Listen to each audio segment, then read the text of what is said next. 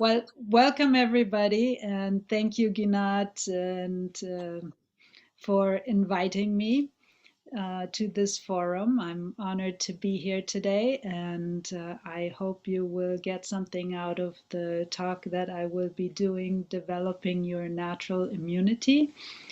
And I have been teaching, counseling, and making awareness about natural health, about healing, and all of that for over 30 years. I was a senior teacher at the Kushi Institute, senior teacher and counselor until the Kushi Institute closed, and have my own business and center here in Lee in the US on the West Coast in Massachusetts, the Culinary Medicine School. I will also be having some events coming up on the 17th. I have a free event that is called Spirit Lift because I know that we all need to raise our frequency right now. Otherwise, it doesn't look so good for us. The more we raise our frequency, the more the collective is feeling better, then all of us will benefit from that. And then, of course, we have the winter conference, the online Macrobiotic winter conference coming up on the 21st, and you can still enroll for that. And then there will be cooking classes again, online cooking classes in February. But let's begin with the talk today. Let me share my PowerPoint.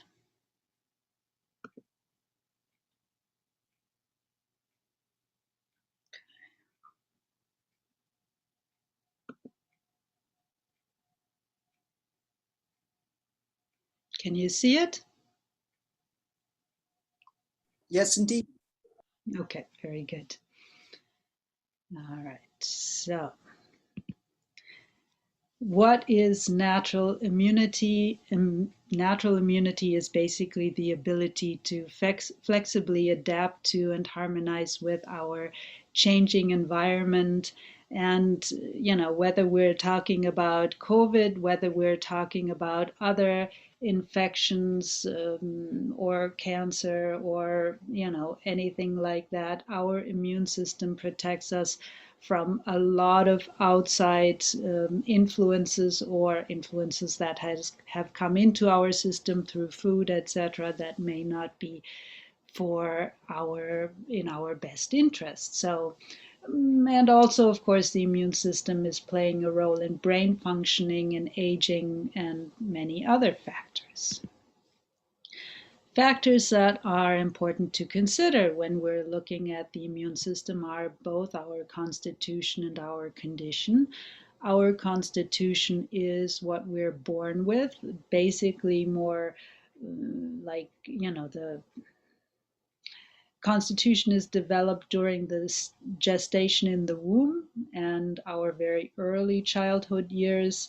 Like, for example, our bone structure is primarily a constitutional factor that doesn't change really much over, our years of adulthood.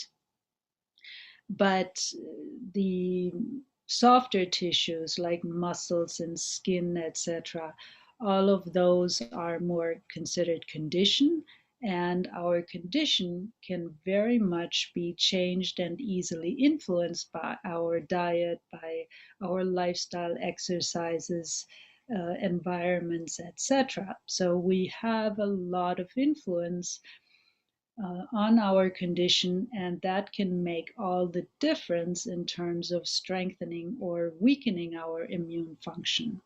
Now, we cannot really change our bone structure that much, a little bit, but not, greatly. If we are small, if we are 4 feet tall, we won't grow when we're changing our eating patterns into 5 feet. But the organs, etc., will be greatly influenced by our diet and other factors.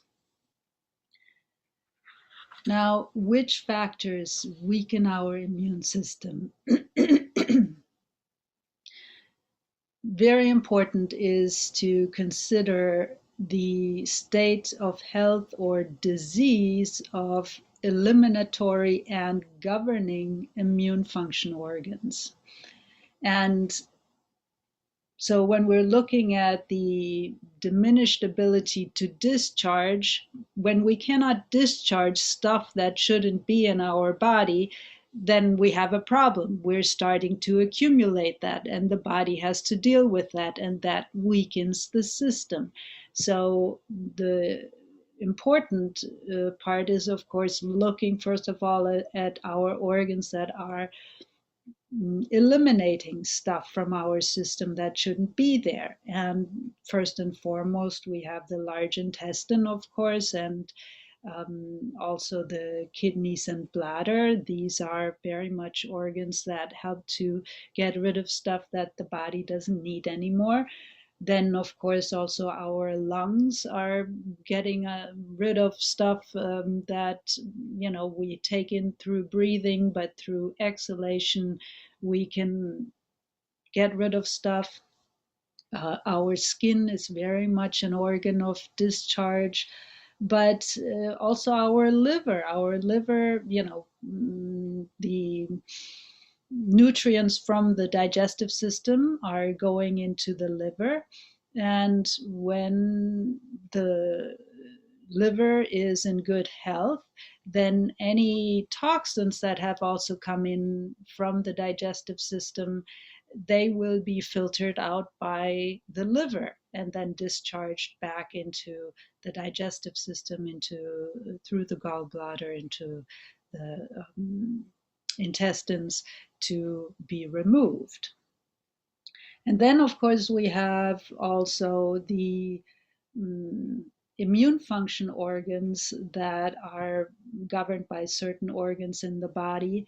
And these organs are primarily, according to Oriental understanding, the spleen, stomach, pancreas. Spleen primarily, the lymph system, of course, which is a tubular system that is spread out throughout the whole body, and very much actually like the circulatory system, but the lymph system doesn't have a pump. It doesn't have the heart to move the lymph system, so the lymph system gets activated when we either breathe deeply or when we are physically moving ourselves, when we do exercise.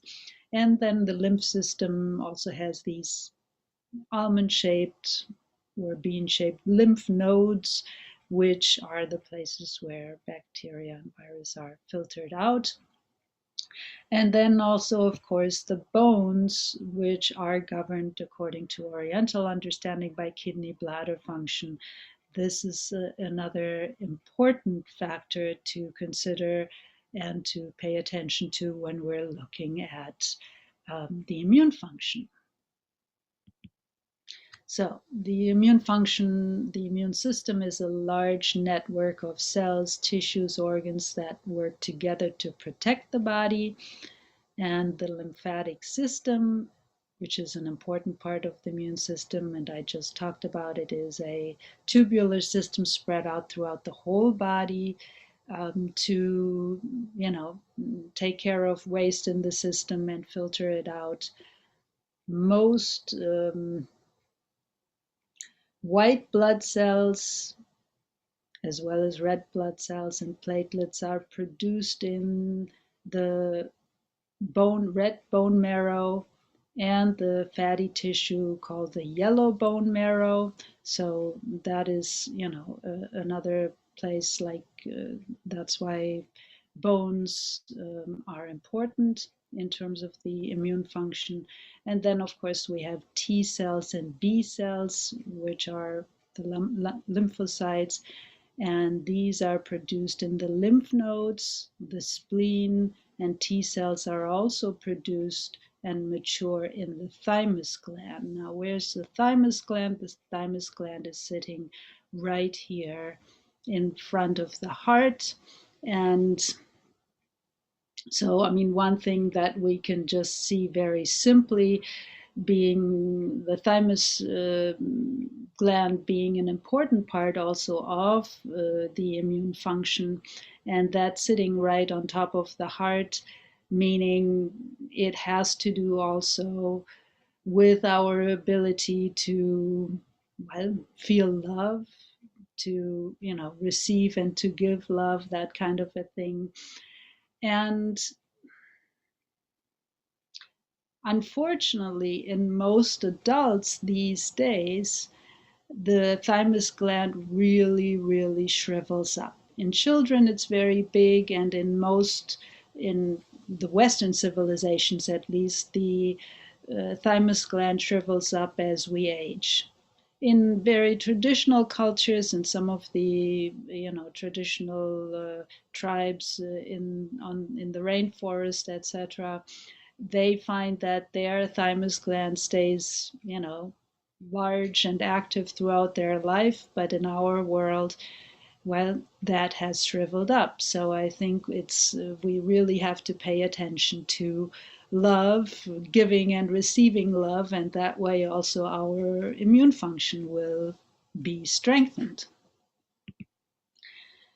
Then another important factor is that 70% of all immune cells are present in our gut. And more immunoglobulins are produced in our gut than anywhere else in the body. Now, what are immunoglobulins? My God, the difficult word.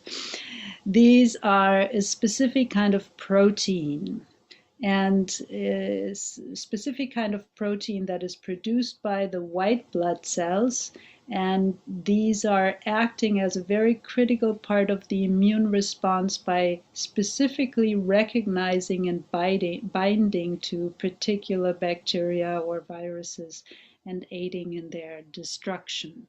So, that's very important. So, our gut health is very, very important. And then a significant part of our immune system interacts with what we eat. In the past, it was only thought that nutrition was providing building blocks for the immune system.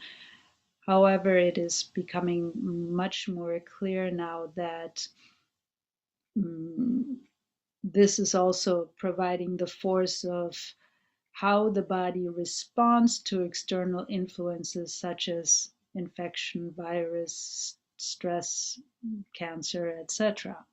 So, really something to pay attention to. And of course, the gut and brain axis, which is the vagus nerve. I mean, if there's problems in the gut, that will immediately, within nanoseconds, create problems or a reaction in the brain as well, and vice versa. So, if we really have to keep our gut in good health, and that boosts our immunity, and that also allows us to keep our thoughts more clear. Then let's take a moment to take a look at the immune function. So, on the more bottom left side, we have the adaptive immunity, which are basically our T cells and B cells. And then on the right upper side, we have the innate immunity, which is the complement system, also called the blood-borne path, the phagocytes, the barrier surfaces or surface barriers. And so this is basically how our immunity is made up of. The adaptive immunity is recognizing and developing unique and specific immune response for each microbial substance, whereas the innate immune system, the main purpose is to basically immediately prevent and spread movement of foreign pathogens throughout the body. And So the innate immune system, let's talk about that for a moment. Here we have, let's start with the complement system or the blood-borne path, which consists of proteins that assist the immune process. And then we have the phagocytes, which are basically the natural policing cells, sometimes also called killer cells, which eat up the bad bacteria and virus. For example, if the liver is in good health, there are a lot of phagocytes in the liver to prevent pathogens coming from the digestive system, and to prevent them to go deeper into the body and harm other organs or systems. And then we also have in the innate immunity the barrier surfaces, and this is what stops any infection or harmful bacteria, virus before it enters into the body. And of course, that is our skin is one of them, but all of our mucous membranes, the lining of our mouth, of our whole gut, digestive system, alimentary channel, our lungs, our nostrils, sinus, those are very important places for immune function. And then the innate immune system also works by oxidation. So the antioxidants there are very important, which means the cells use the free radicals in the initial response of the initial phase of the response.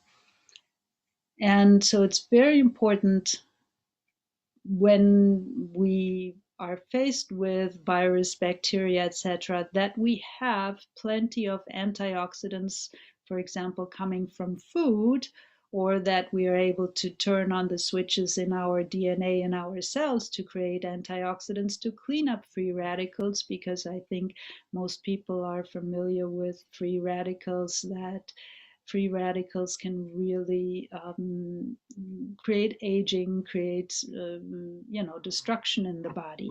But antioxidants are the way to clean everything up, and the innate immune system is using free radicals in the initial phase of dealing with these toxins. Okay. Then let's look at foods which can unfortunately weaken our eliminatory organs and immune function. And of course, unfortunately, a lot of the delicious dairy foods, but also oily, greasy foods, including coconut oil. If if we have a little bit, there is no problem for most people.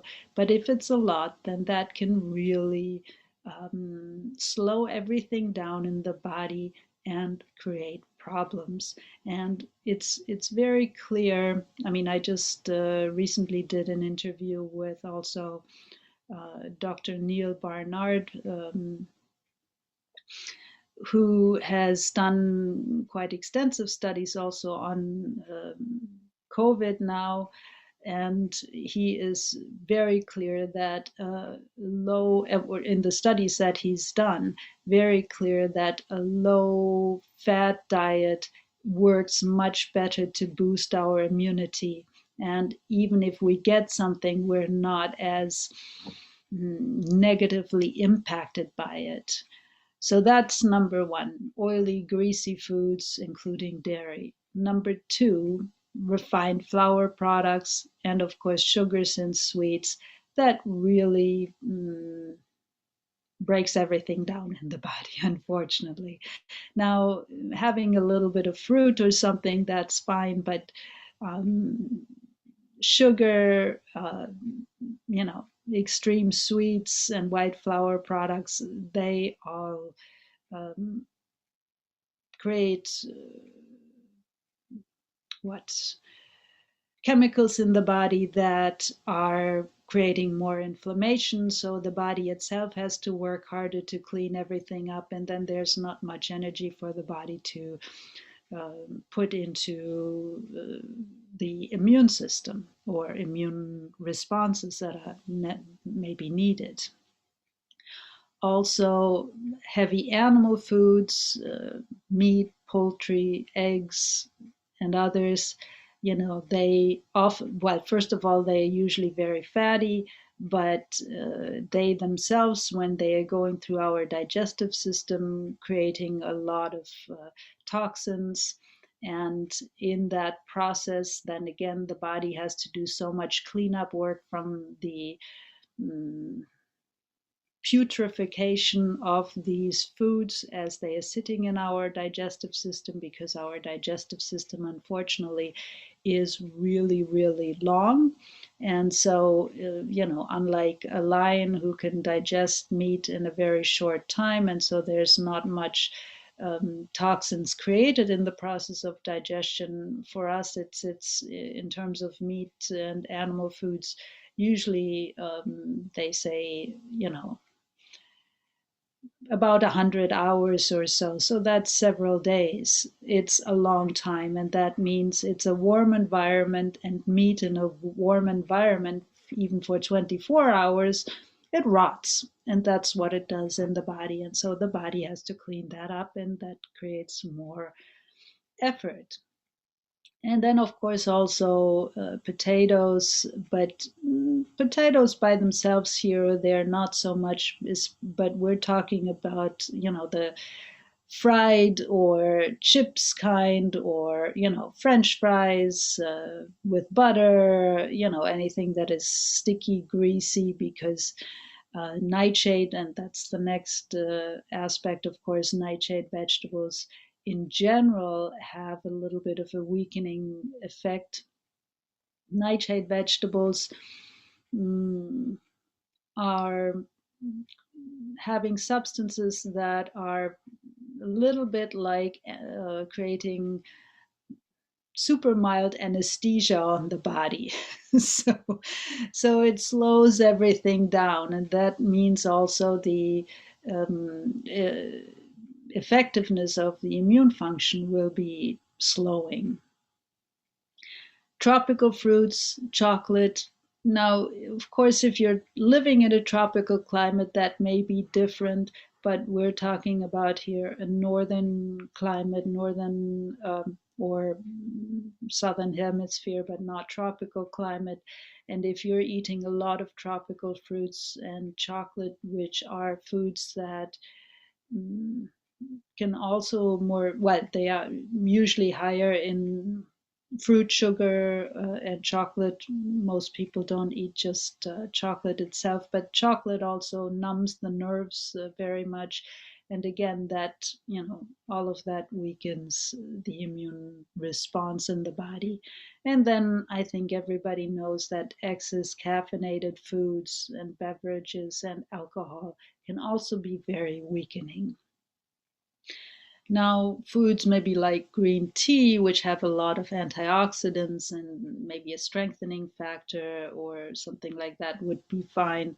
But, a lot of black or coffee with dairy on top of it, or, these drinks that you can, these energy drinks that you can buy now in the even in the natural health food stores that have a lot of caffeine to keep you moving. Well, that wears out the body, because you're basically weakening your adrenal glands, which are connected to your kidneys, and that weakens ultimately your um, kidney bladder function, which are governing the bones, and then the immune system, which is coming from the core of the bones, is also negatively impacted.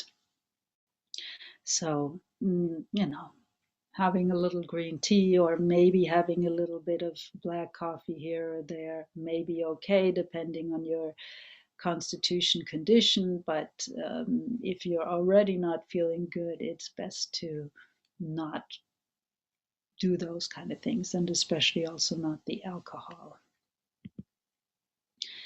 Now, the body also can become a little less resilient due to lack of oxygen, good quality air. In other words, it is very helpful if you are able to go outside, go for a walk, to get fresh air, to um, get fresh oxygen into the system. That would be, and even if you can't go outside, if possible, open the windows, even in the winter, even if it's just for a few minutes, but to change the air quality in the house, it makes a difference.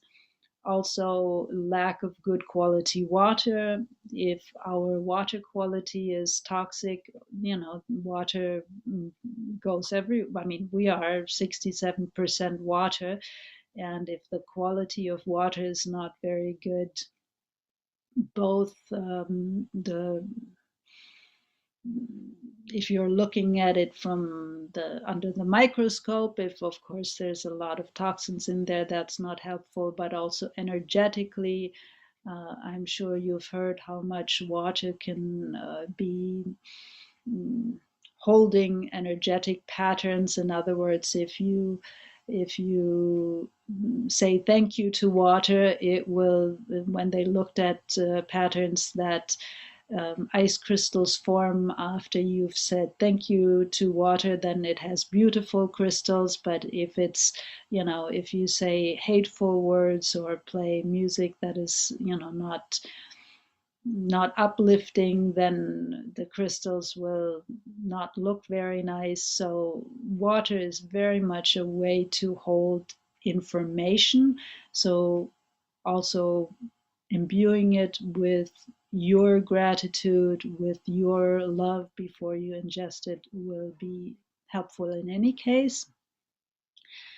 Very important also is to consider eating more leafy greens and whole grains, or the problem can be if we're not eating enough leafy green vegetables and no whole grains, only refined grains, because refined grains oftentimes in the body um, act like, they digest like sugar if you're eating white flour products. Whereas if you're eating the whole grain cooked in its whole form, it has a very different effect. It There's a slow absorption of the complex carbohydrates of the sugars from the grains going into the system, so it doesn't spike the blood sugar level.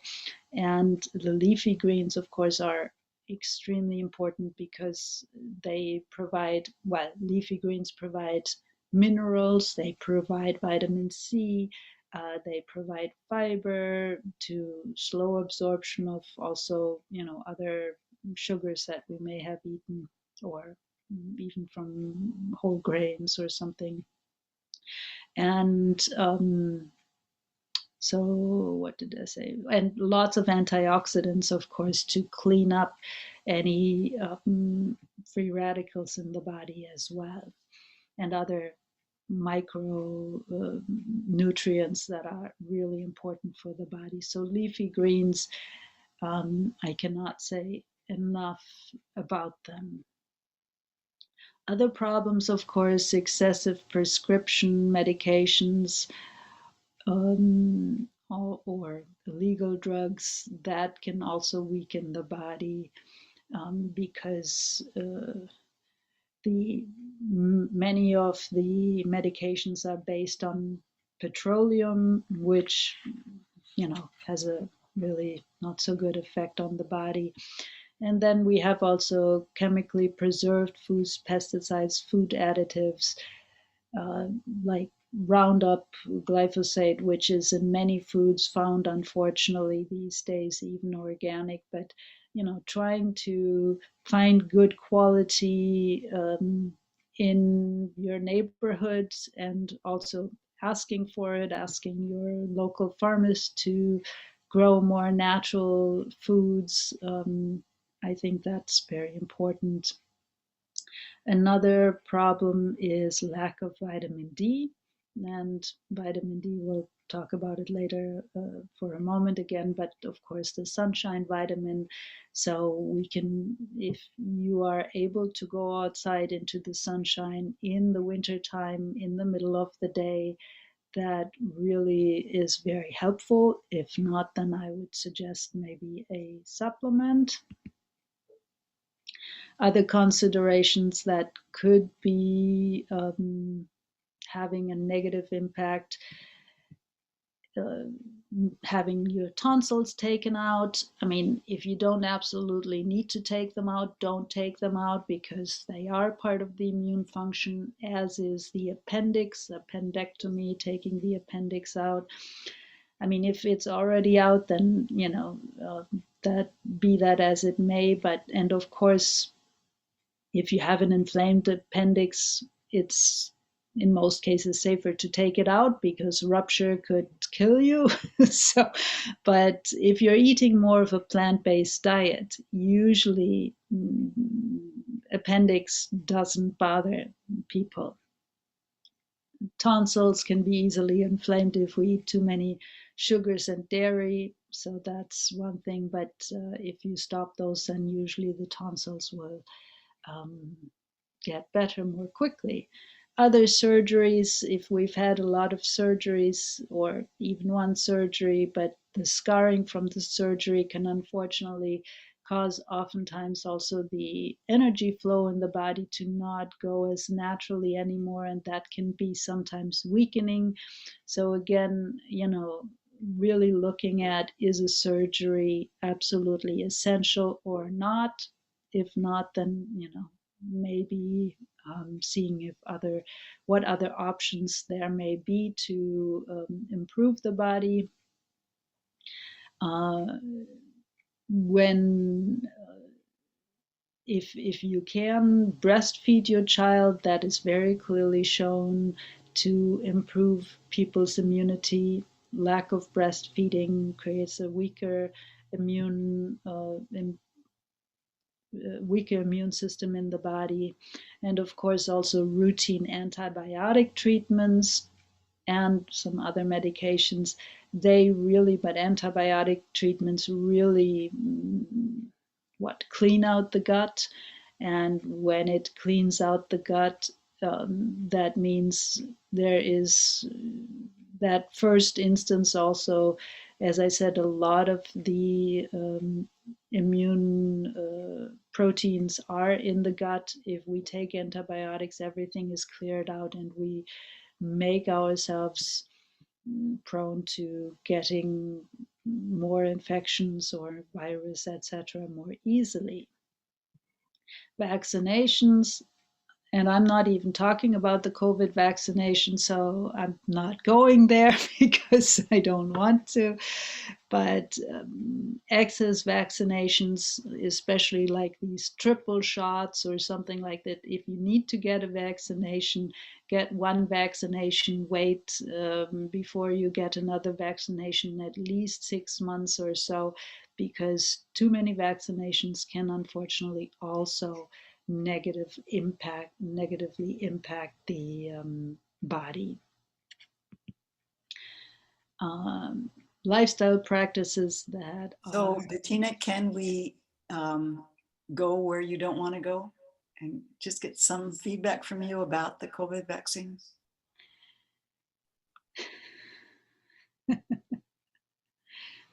I would say, if somebody, I mean, I'm not generally against vaccines because sometimes they can, keep you safe in certain instances. Um, but I would personally, I will not be vaccinated. Um, I don't wish to be vaccinated because I do not feel that, we know what the long-term effects are of this vaccine. So that is my personal response. And, but if somebody feels safer taking the vaccine, then by all means they should do that. And my, yeah, in I would not. Okay. Good. Thank you so much. Lifestyle practices that can be problematic. And let's see where we are. Okay, we have 10 more minutes or so.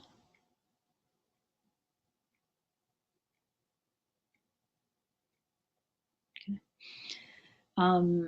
If we're experiencing a lot of stress, whether it's self created or from external factors, but high levels of adrenaline, high levels of cortisol level derail the body as a whole.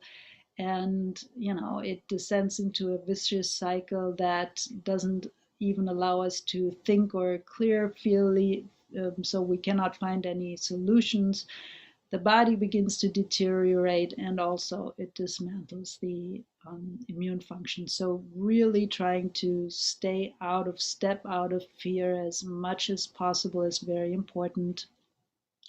Excess exposure to electromagnetic fields and or 5G, if you can avoid it, or if you can speak out against 5G, I think that, in my opinion, would be very good, because I think there's enough evidence to show that it is really not helpful for the body. And large electromagnetic fields, like living next to a transformation station where they have a lot of the electric lines coming in, like a power plant or something like that, or standing all day by a working microwave, those kind of things are not so helpful.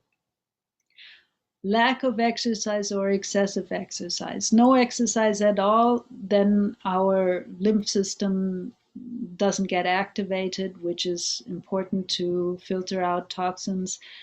But excessive exercise can also deplete us of minerals, etc., and that can be a problem.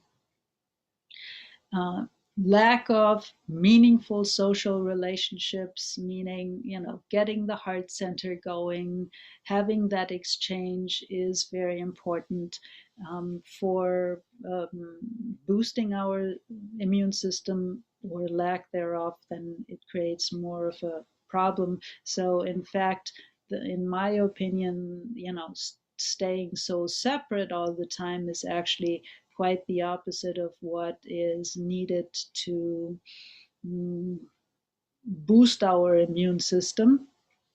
But, we should be safe, of course. We shouldn't be infecting anybody else. But at the same time, I think it's important to interact with each other. Also, of course, if we're exposed to chemicals, whether they are coming from household cleaners or something else, better, if they are toxic chemicals, better to avoid them. Noise pollution, things like that can also be detrimental. Um, Having no regularity in our life, whether it's sleeping, eating, waking, all of that is can be difficult for the body, because the body does better when there's some regularity. If you're not eating for 24 hours and then you're stuffing yourself the next day, the body is like, okay, so it just doesn't work very well. The body does better when it knows, the body itself, which is its own organism, aside from the consciousness that we usually have, because there is a cell consciousness, there is its own consciousness. And when the body knows it can expect regular food at regular intervals, then it sort of can relax a little bit more. But when there's a totally irregular schedule of both food and sleeping, resting, being active, etc., then the body becomes totally like, well, I don't like this. And then it can also easier like withdraw itself and do things to make you sick to stop. So But yeah, so then, of course, lack of love. We basically talked about that. All right. Then let's look at strengthening immune function foods or foods. So, eating in general more of a plant based diet is important.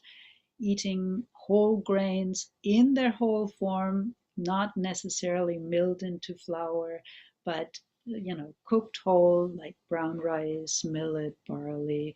Wild rice is, by the way, if you have access to it, also very strengthening because it really strengthens the bones. Quinoa, other whole grains like that would be very strengthening. Brown rice really strengthens lungs and intestines, millet, especially spleen, barley, the liver, the wild rice, the kidneys. Quinoa can be also good for the heart. But yeah, so all of those would be great. Eating in terms of protein, so that's the whole grains are the complex carbohydrates. Then protein sources would be more ideally coming from more bean products such as lentils, azuki beans, pinto beans, and the whole length of other beans, chickpeas, kidney beans, you name it, or products such as tofu, tempeh, such as hummus, etc. Plenty of leafy greens, ideally twice a day. We talked about that a moment ago. Also, eating some cooked roots and round vegetables on a regular basis because the leafy greens, the energy goes more up, but the root and round vegetables have a more stabilizing effect on the body. And in that stabilizing effect, they strengthen our connection to Mother Earth, which is very important, so that also our body feels more stabilized because our body cells are made of Mother Earth, basically. But then another thing that is, I think, really, really important, eating sea vegetables. And so sea vegetables, I know these are the vegetables primarily from Japan, but you can in many cases get more local varieties as well. But here I have listed nori, wakame, which is also called alaria, kombu or kelp, dulse, arame, hijiki, and others, sea vegetables, in that they have, first of all, so many variety of minerals and micronutrients or trace minerals that are very important, but they also have specific substances that are not present in land vegetables that really boost the body's ability to discharge toxins, to boost the immunity, to strengthen the body overall. So, eating a little bit of sea vegetables on a regular basis would really be helpful. Also, eating some seeds and nuts, especially because of the vitamin E, like sesame seeds, sunflower seeds, pumpkin seeds, and other nuts like almonds, walnuts, pecans, etc. Maybe if you're not living in a tropical climate, not so many tropical nuts, but the non-tropical nuts. And then, of course, also fermented foods like unpasteurized miso, soy sauce, tamari, or homemade sauerkraut, umeboshi plums, but unpasteurized meaning not cooked fermented foods, so that the live bacteria are still there, because the live bacteria that we are ingesting repopulate also our intestinal flora, our microbiome, and that is incredibly important in keeping the immune function healthy. And then if you're using salt, then like unrefined white sea salt would also be a very good choice. Then we have, sorry, let me turn this off here.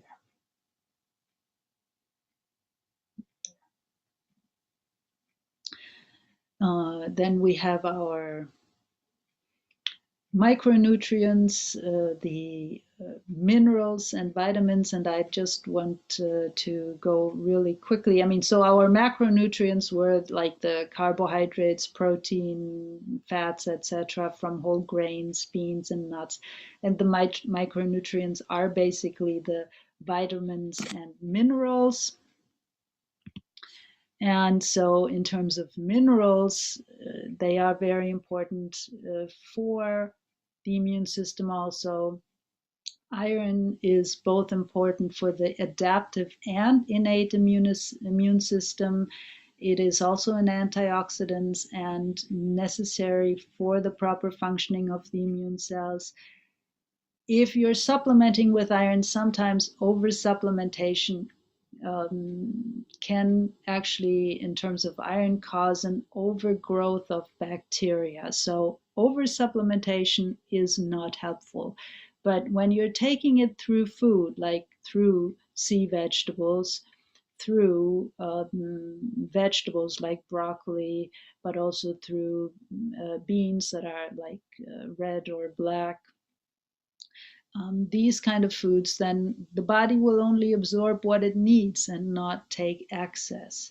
And of course, if you're eating generally also a more plant based diet, then generally don't have as high a requirement of iron or other vitamins, etc., minerals, because there's not as much toxic stuff in the body to clean up.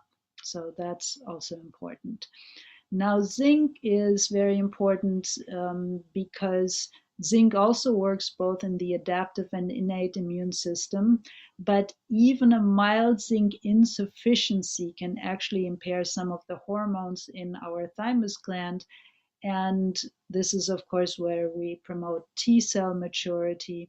So um, then people with zinc deficiencies oftentimes have like virus go rampant in their body that would normally be controlled by T cells.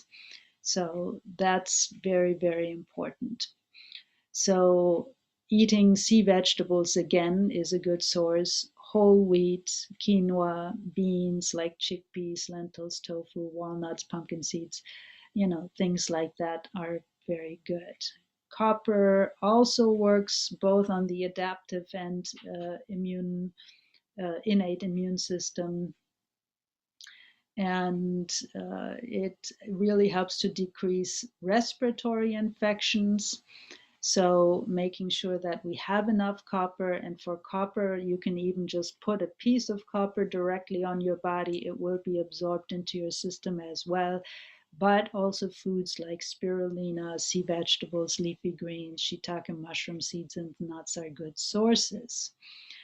And then selenium works mostly in the innate immune system. However, it does help the T cells a little because it does promote responses to viruses. So, and selenium is found again in whole grains, beans, bean products such as tofu, tempeh, and leafy greens. Then we have the vitamins, and I'm just briefly going through there. So, vitamin A, very important because it works. All right.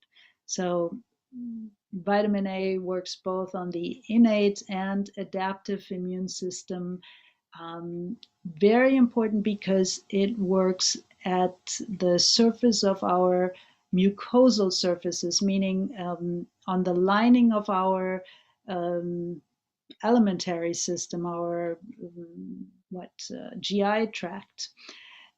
When we are deficient in vitamin A, we can get a shrinking of non-effective cells at the surface, meaning we get poor barrier protection.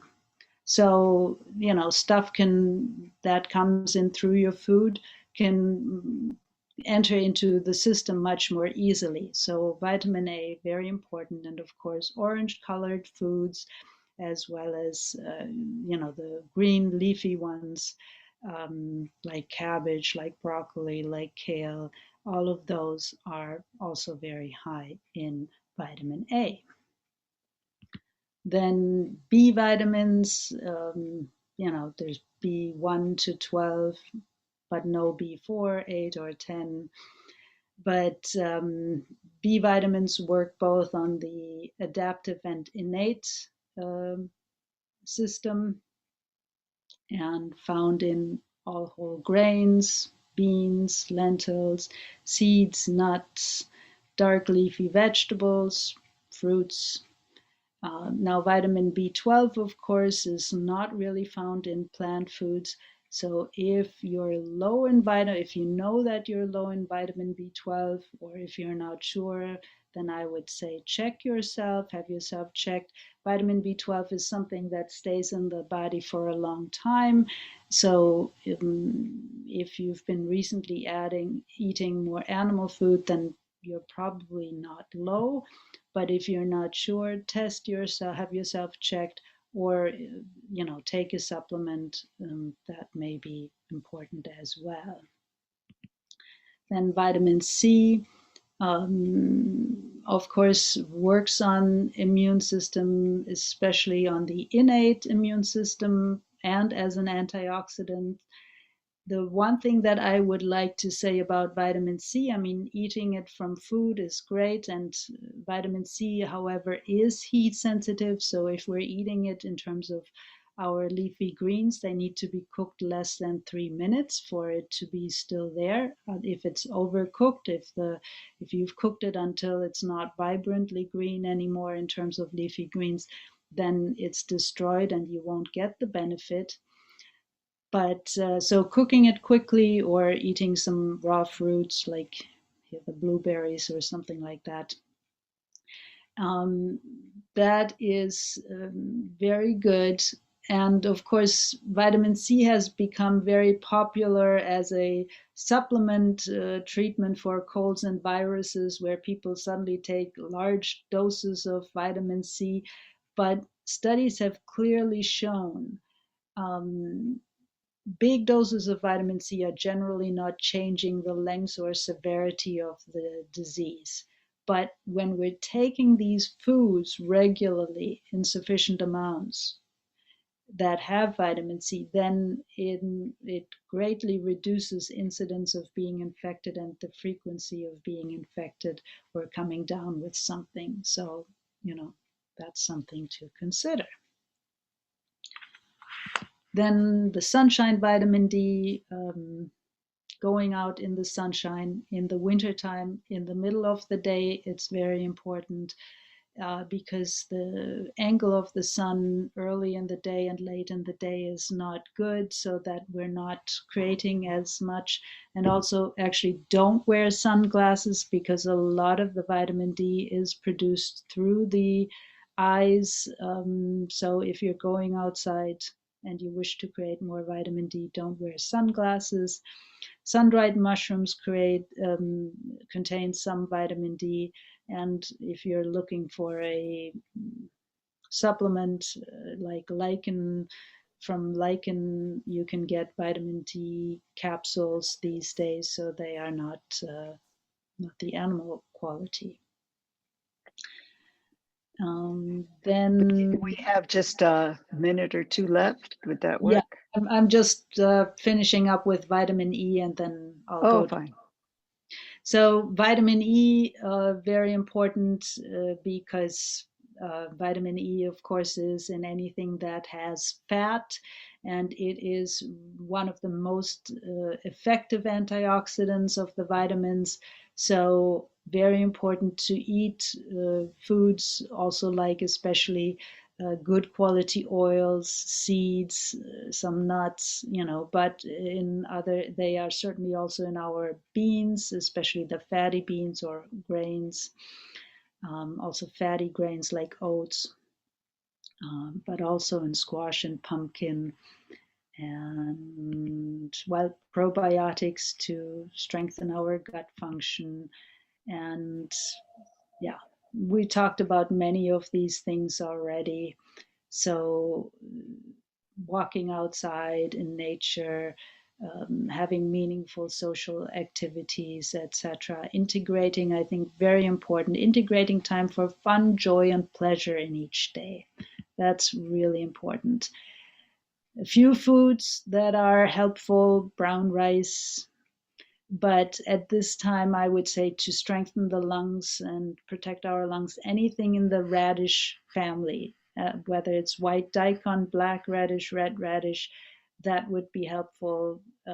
These other foods as well. We talked about most of them. Lotus seeds, lotus root would be helpful, but it's probably not available in most places. And that will basically conclude my talk today. And so, yeah, my new book is the Golden Dream Cookbook, and you can find me at the culinarymediциneschool.com. Send me an email if you have any comments or questions. And yeah, the online Macrobiotic Winter Conference is coming up, as well as the other event that I have, the Spirit Lift, on January 17th. You Very give good. us a great service for the community and for people. Thank you very much. Thank you. I agree. Thank you so much. You know a lot. You have a lot to say. I really appreciate it. Thank you so much.